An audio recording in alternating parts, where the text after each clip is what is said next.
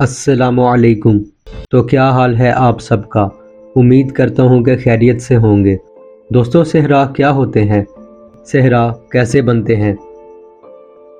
नाज़रीन, सहरा ज़मीन के ऐसे इलाकों को कहा जाता है जहाँ ना होने के बराबर बारिश हो।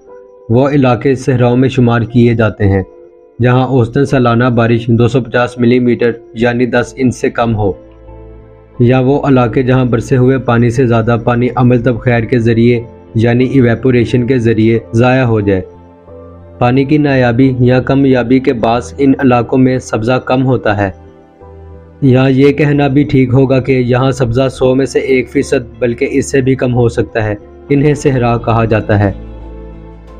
आप यकीनन जानकर हैरान रह जाएंगे कि दर हकीकत ज़मीन की सतह के 53% सहरा गर्म हैं, जबकि बाकी तमाम सहरा सर्द हैं जो कि 47% पे फैले हुए हैं।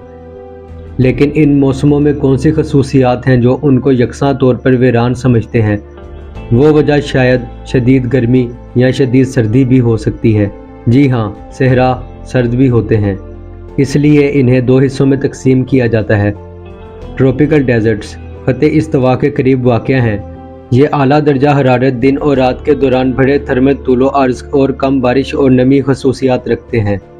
ऐसे सहरा की एक मिसाल शुमाली अफ्रीका का सहराए आज़म है।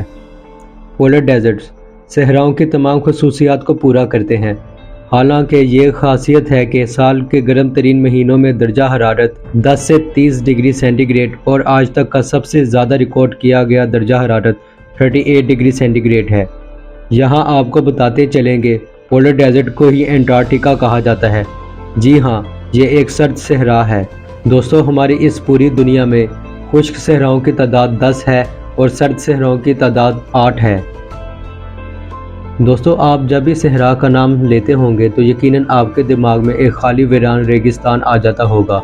सहरा हमेशा खुश्क क्यों होते हैं, लेकिन ऐसा क्यों है, आइए जानने की कोशिश करते हैं। सहरा हमेशा पानी यानी समुद्र के ऑपोजिट पाए जाते हैं, जैसा कि आप इस तस्वीर में देख सकते हैं। नाजरीन, हम ज़्यादातर यही समझते हैं कि सहरा सिर्फ बारिश की कमी की वजह से बनते हैं। सहरा बनने की इस वजह के साथ साथ और भी वजूहात हैं।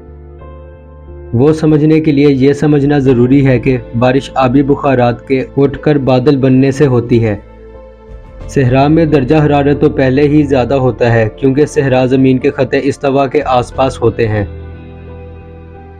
दोस्तों, ये एक कुदरती निज़ाम है कि जब बारिश बरसती है तो नमी वाली हवाएं चट्टानों से ऊपर को उठती हैं, जबकि ज़्यादा दर्जा हरारत वाले एरिया पर पहुंचते ही हवाएं नमी खो देती हैं। क्योंकि बारिश वहां सालाना बुनियाद पर ना होने के बराबर होती हैं, तो नमी वाली हवाएं अपनी नमी खो देती हैं।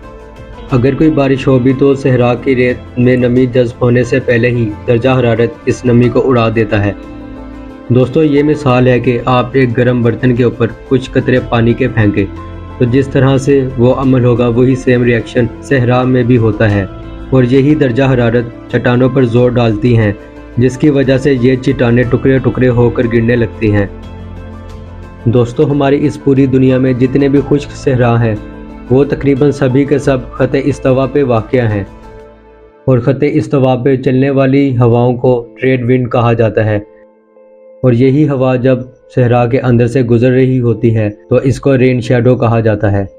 सहराओं के बनने में सबसे ज़्यादा हिस्सा ट्रेड विंड का होता है, और इसी वजह से इनको ट्रेड विंड डेजर्ट्स भी कहा जाता है।